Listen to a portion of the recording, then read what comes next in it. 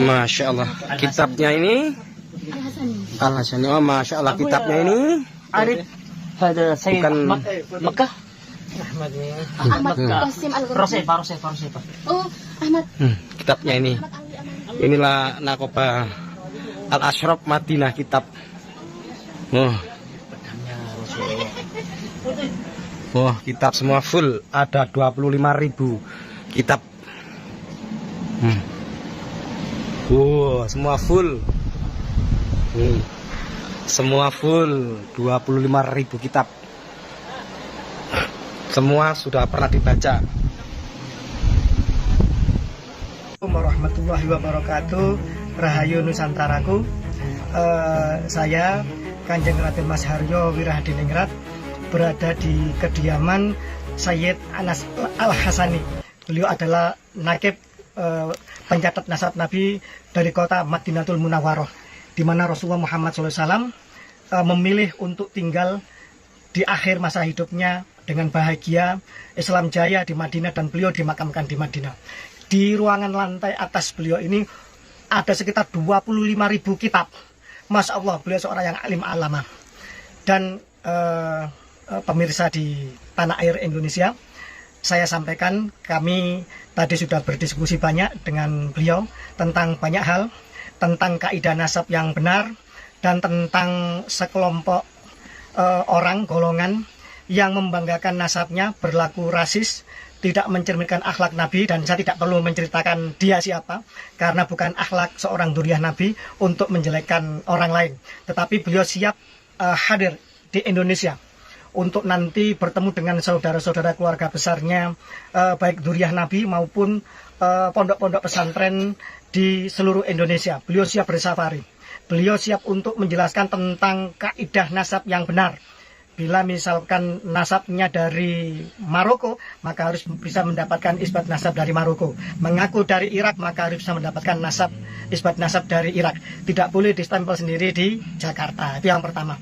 Yang kedua, nanti beliau akan menjelaskan tentang akhlakun nabawiyah. Bagaimana akhlak Nabi Muhammad SAW, dan bagaimana mereka yang mengaku dzurriyyah Nabi Muhammad harus mencerminkan akhlak dari datuknya baginda Nabi Muhammad SAW.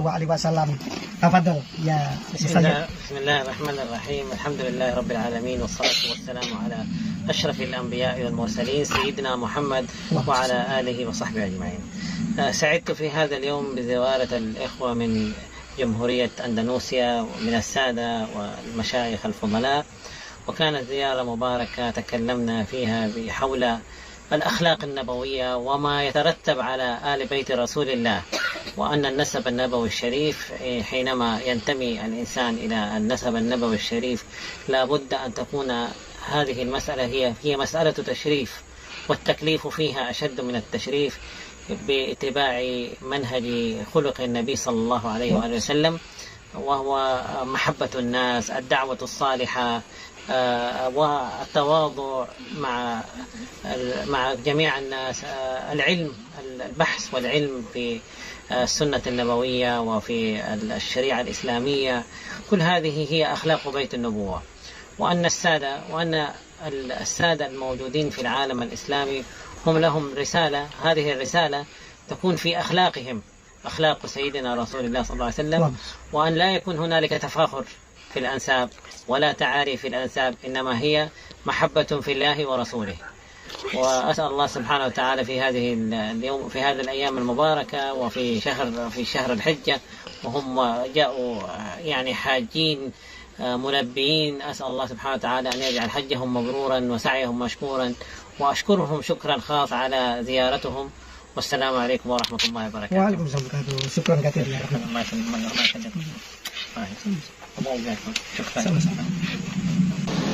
Saya sampaikan beberapa poin, bahwa yang pertama sebagai orang yang memviralkan dan menulis dengan lantang pertama kali bahwa Bani Alawi adalah mutlak gagal secara genetika, secara tes DNA sebagai keturunan Nabi, dan alhamdulillah sekarang para pakar genetik dan terutama yang berhimpun, yang bekerja, yang beraktivitas di Badan Riset Inovasi Nasional sudah hadir turun gunung dan memberikan edukasinya dan menjelaskan secara lebih ilmiah dari apa yang saya sampaikan, yang secara global mereka lebih mendetail dan lebih terkaji secara ilmiah. Baik, yang pertama bahwa kita dibentuk oleh seluruh materi leluhur, baik materi leluhur dari ayah, dari dan ataupun dari ibu kita. Ayah kita juga dari ayah ibunya, ibu kita juga dari ayah ibunya. Demikian terus hingga ke Nabiullah Adam dan Ibu Hawa. Dan ini tercatat semua di dalam diri kita.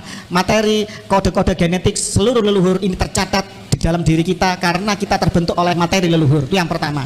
Yang kedua, kita sebagai individual itu memiliki kode DNA profile sendiri yang tidak akan sama dengan seluruh umat manusia, baik yang sekarang, yang terdahulu atau yang akan datang. Sebagaimana juga yang seperti sidik jari atau kornea mata itu bisa menjadi penanda bagi seseorang, tidak akan sama dengan seluruh umat manusia yang pernah diciptakan oleh Tuhan di muka bumi ini. Itu yang kedua. Jadi maha besar Allah dengan segala ciptaannya. Yang ketiga, bahwa DNA kita, kode DNA genetik kita itu juga akan diturunkan kepada seluruh keturunan kita. Dan ini juga akan tercatat ila yaumil qiyamah, hingga akhir masa manusia ada di alam semesta ini. Itu yang ketiga.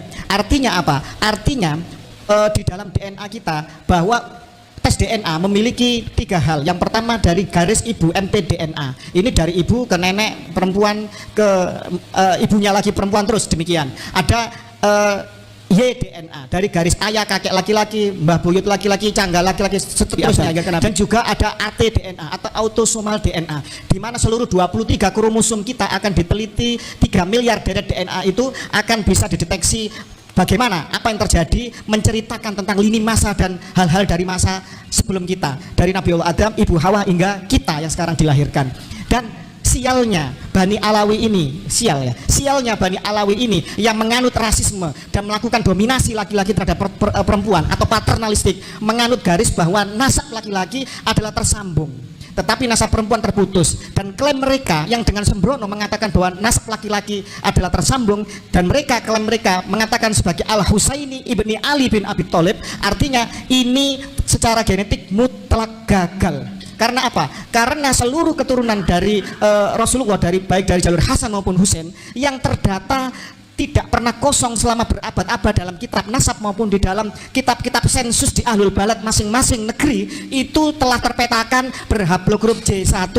Dan juga di dalam manuskrip-manuskrip di luar Islam sendiri, bagaimana Bani Ismail juga diakui oleh Bani Ishak. Nanti Dr. Menachem Ali, Profesor Menachem Ali akan menjelaskan secara lebih rinci masalah itu. Juga diakui bahwa Muhammad keturunan Ismail dan juga bersaudara dengan mereka keturunan Ishak dan 12 suku putra dari Yakub itu sendiri.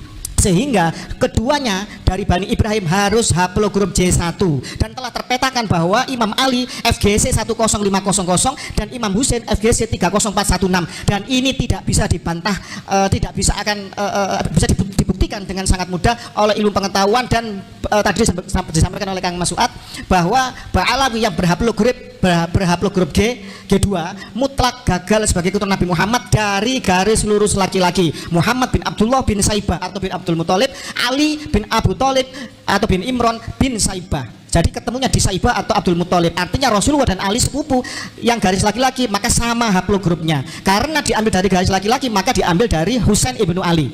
Oke, itu yang harus harus dicatat. Secara YDNA, Bani Alawi bin Ubaidillah Habib Yaman ini mutlak gagal demi akal sehat dan ilmu pengetahuan sebagai keturunan Nabi Muhammad Shallallahu Alaihi Wasallam. Lalu siapakah mereka Bani Alawi ini? Baik, secara kajian genetik dan sudah diisbat oleh keluarga besar Yahudi internasional sendiri bahwa Bani Alawi diakui di dalam tabel 057 dan 058 di dalam situs jawisdna.net bahwa mereka diakui sebagai bagian dari keluarga besar Yahudi internasional.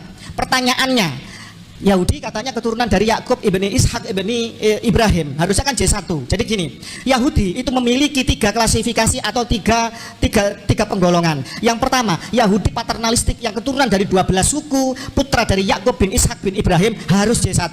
Yang pertama. Kalau Quraisy L859, mereka L860. Nah, itu kodenya di dalam genetika seperti itu.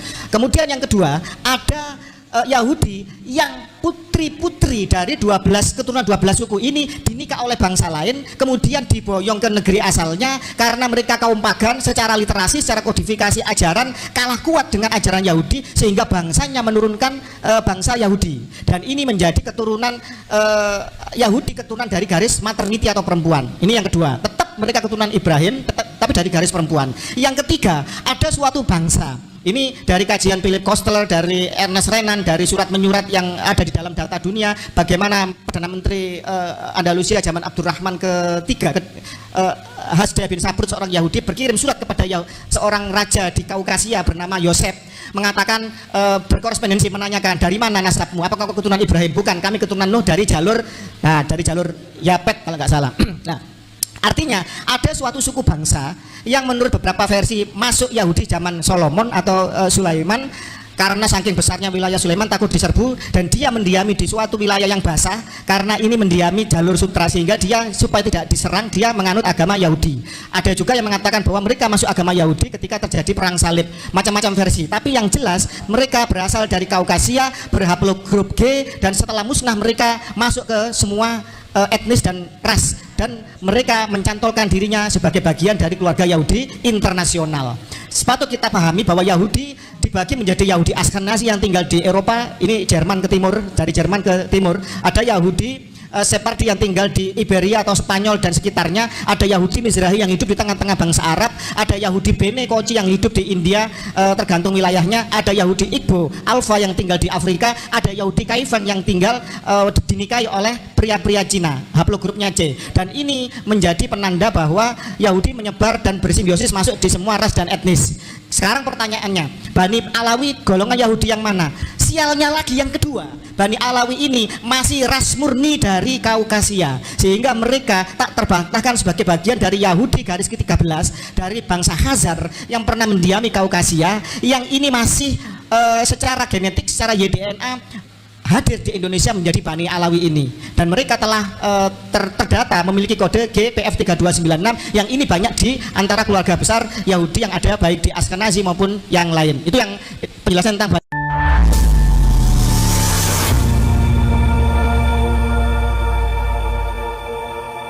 Itulah tadi pernyataan dari Nokoba Ansab Madinah yang memberikan sebuah pencerahan kepada kita dan membeberkan semua fakta-fakta yang tersimpan tentang klan Ba'alawi, bahwa Ba'alawi itu bukan zuriat Rasulullah SAW. Semoga saja ini bisa mencerahkan kita, menyadarkan kita, dan tetap berhati-hati. Jangan mudah terprovokasi, jangan mudah terhasut oleh khurafat kawib-kawib yang ada di Indonesia. Nah, bagaimana menurut pendapat teman-teman semua? Silakan lanjut di kolom komentar. Terima kasih, selalu support Arman Al-Fatih. Kita jumpa lagi di video selanjutnya. Assalamualaikum warahmatullahi wabarakatuh.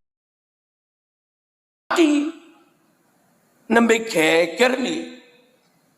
Enten pondok pengasuh ngonokne cah 50 Bu. Apa? Cah 50. Kayak lek nggak cerita niku nyun sewu, kalau diminta begini nggak mau, kualat loh, sama nggak oleh syafaat. Ngakune jerene, ngakune keturunane Kanjeng Nabi, jarene wallahu. Ngaku keturunane sopo, nasabke narok ta. Lek nyatane kelakuane kaya ngono di demo masyarakat pondok ibu bar wis jan akhlak ira kenek tenan. Mending wong ora patek ngalim-ngalim lurus niku mengke azan yo kangge dadi Bilal yo kangge arang-arang badali imam yo kangge panitia kurban yo kangge terus wong jujur tenan. Ratusan tahun para rawuh sejak abad 9 Hijriah sakniki abad 15 Hijriah ada kelompok tertentu tiba niku bolone londo, bolone penjajah, selama ini menutupi dirinya, membranding dirinya dan kelompoknya, kami kelas paling tinggi, kami ras paling mulia, kami kelas paling tinggi, kami keturunan Kanjeng Nabi. Welak ra percaya karo aku mudyar sampean. Ra percaya ning aku kafir kowe, ra oleh syafaat kowe. Tahun-tahunan nggak ada orang tahu sejatinya mereka itu siapa. Lek nutupi dan rapet tenan. Tapi sak pinter-pinter wong bungkus taek.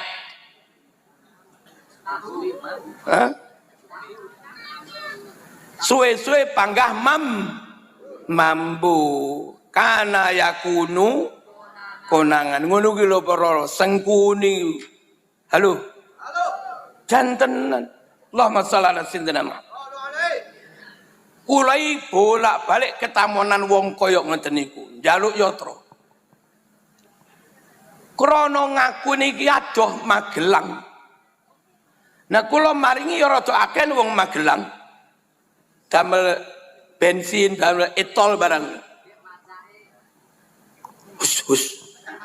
Ora usah takon irunge bangir apa ora usah takon. Bahasane biasa apa yakhir. Ora usah takon. Sarungan apa jubaan? Rasa takon.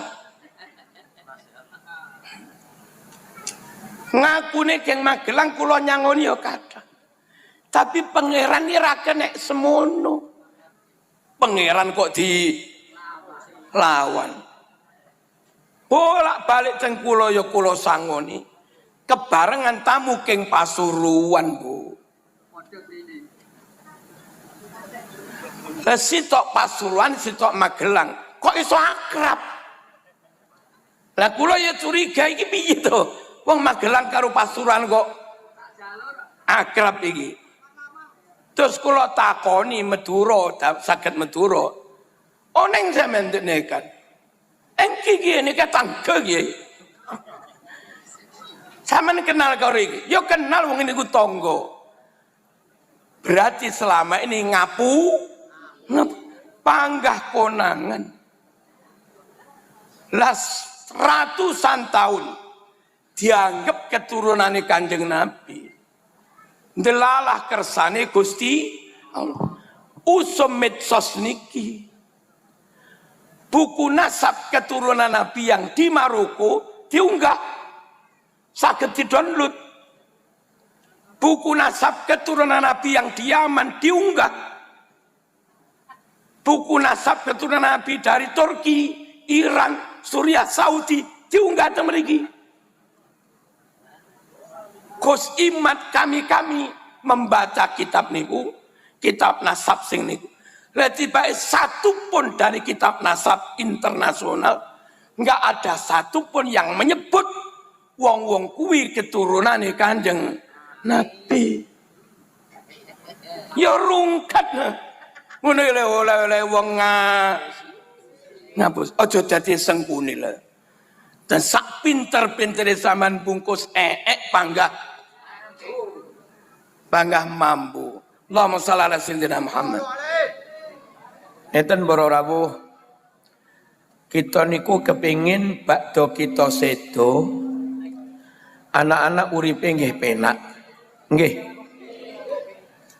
Terus kira-kira 3 tahun malih muga-muga putu-putu uripe nggih penak. 50 tahun malih lamun lahir buyut muga-muga uripe nggih penak lan ketoto. Pengen sedaya to ngoten niku? Kangge punika satu monggo sregep ndongaaken putrane. Donga sing paling mandi sanes dongane kiai. Tapi dongane wong tuane dhewe-dhewe. Nggih kiai disuwuni donga. Tapi aja sampai kiai tok sing donga wong tuane dhewe. Wong tuane dhewe ora donga aja sampai. Utamane dongane mak niku sing paling mandi. Lamun ana wali keramat ora kira ngalahne keramate mae dhewe. Nggih napa nggih? Nun sewu, hai manusia, hormati ibumu yang melahirkan dan membesarkanmu. Aja tidak bui. Darah dagingmu dari air susah jiwa ragamu. Bila kau patuh pada rajamu, lebih patuhlah. Langit lah. Kalaupun ada keramat siapapun, enggak akan mengalahkan keramat ibumu jua. Ngoten niku. Gus Dur niku dadi wong hebat. Niku kranten tirakate ibune. Asmane Bunyai Solihah. Pas hamil akhirnya lahir Gus Dur. Pas hamil akhirnya lahir Gus Dur, Bunyai Solihah menika ngatamaken Quran ping 109 bulan niku. Niat barokah hataman niku kangge sang jabang bayi dan ngetop tenan. Teng Karangsono, kula Karangsono wonten Ki Hasbullah nate mireng. Kuwi jan raumum lho ngidap-ngidapi. Ngapalaken Quran niku sak wulan selesai. Ngapalaken Alfiyah 7 dina hatam. Raumum niku. Kula pas tasik teng Karangsono dijak hataman kitab gede-gede niku sak wulan hatam. Bukhari 4 juz sak wulan hatam. Muslim gede-gede, Sahih Muslim sak wulan hatam. Marzuki kok roh, lah kula melok. Ihya 4 juz niku sak wulan hatam. Kula mireng-mireng sing hebat niku ibune. Ibune Ki Hasbullah, tirakate luar biasa. Alhamdulillah putra kula dibarokai pangeran. 3 dados dokter. Kathik saged maos kitab. Wonten sing ngapalaken Quran. Angel lho Bu, yo apal Quran yo dadi dokter niku angel, yo dadi dosen. Apa sing hebat Marzuki sanes? Sing hebat ibune. Garwa kula ibune lare-lare menika bakda salat Isya mboten sare-sare sakderenge cekap maos Fatihah kaping 100. Barokah Fatihah niku dipun niataken kangge anak-anak lan santri. Ibu-ibu mboten kudu kaya Bunyai. Tapi misalnya telaten, mbok yo mari subuh lan mari maghrib, mantun wiritan toh, terus donga, nutup donga kan Al-Fatihah. Nyuwun sak derenge Al-Fatihah niku lho, sampean tambahi kalimat Gusti kanthi barokah Fatihah, nyuwun putra kula fulan jenengan tata uripe penak donya akhirate kathah rizki. Kini adoh coba lan balae alfa ngoten kan mboten apa to Bu? Bakdo maghrib, bakdo subuh luar biasa. Nabi dawuh doaul walid li waladihi ka doain nabiyyi li ummatihi.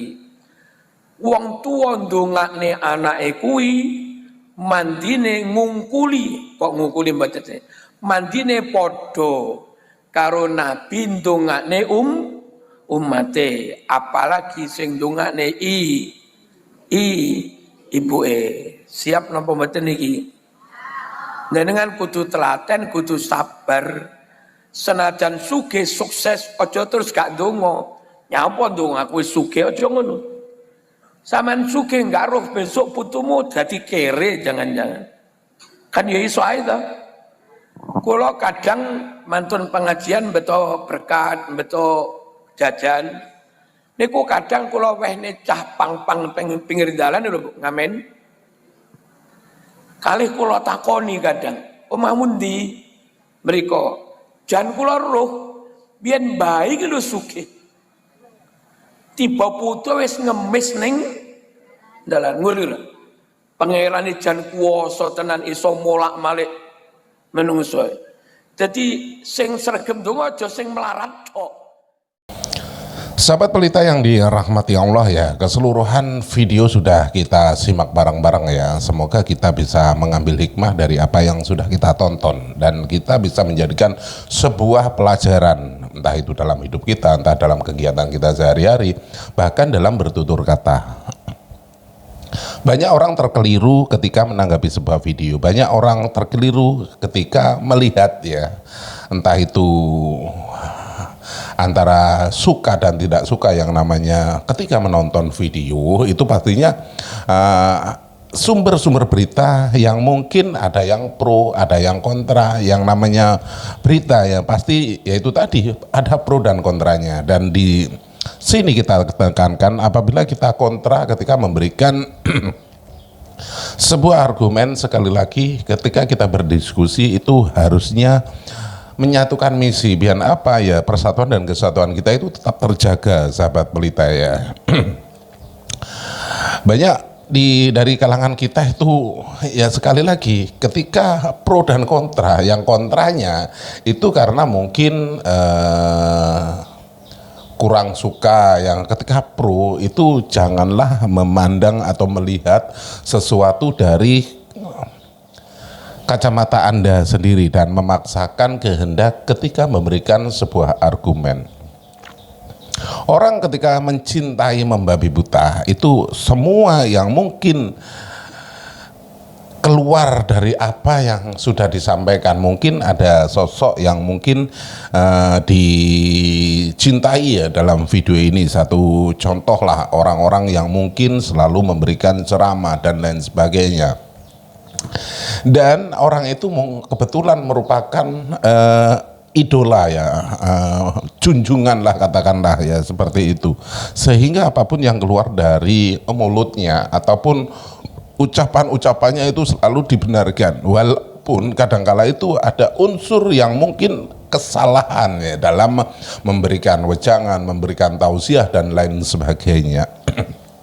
Jadi tekankan ketika melihat sesuatu ataupun mendengarkan sesuatu itu, lihat, dengarkan apa yang dibicarakan, bukan lihatlah siapa yang berbicara. Karena ada kerancuan ketika kita melihat siapa yang berbicara, pastinya begitu. Karena di kalangan kita itu ketika melihat ketika ada orang yang memberikan sebuah nasihat ataupun sebuah petunjuk, pasti akan dilihat siapa orangnya, bukan apa yang dinasihatkan. Inilah ya, sekali lagi yang ditekankan, jangan melihat sosok, tetapi dengarkan apa yang disampaikan. Walaupun sosok itu mungkin ya dalam pandangan kita itu merupakan seorang yang alim, yang mungkin ya dalam kacamata kita itu tidak pernah melakukan kesalahan, tetapi apabila memberikan statement ataupun nasihat ada unsur kekeliruan, langsung katakan oh salah.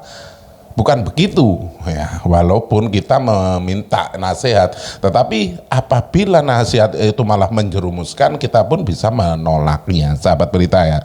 Karena dalam diri kita itu harus bisa berpikir secara nalar, sahabat pelita ya. Dan tentunya banyak dari kalangan-kalangan kita itu selalu yang mungkin dalam ranahnya dianggap sebagai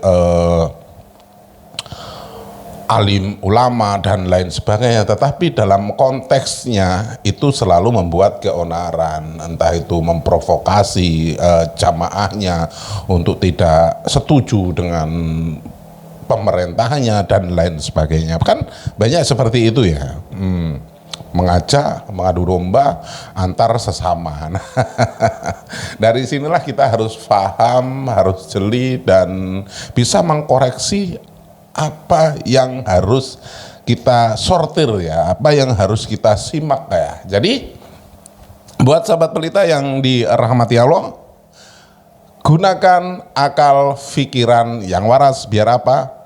Biar tidak konslet. Terima kasih sudah klik video ini, dan apabila video ini bermanfaat, jangan lupa di like, di share sebanyak-banyaknya, dan tinggalkan jejak Anda di kolom komentar. Di akhir video sekali lagi izinkan saya mohon maaf yang tak terhingga apabila ada unsur kata-kata saya yang mungkin kurang berkenan di hati Anda, karena yang namanya orang itu ketika memberikan ucapan, memberikan salam itu mungkin ada yang terkeliru. Jadi sekali lagi izinkan saya mohon maaf yang tak terhingga. Di akhir video, terima kasih dan saya akhiri wabillahi taufiq wal hidayah. Wassalamualaikum warahmatullahi wabarakatuh.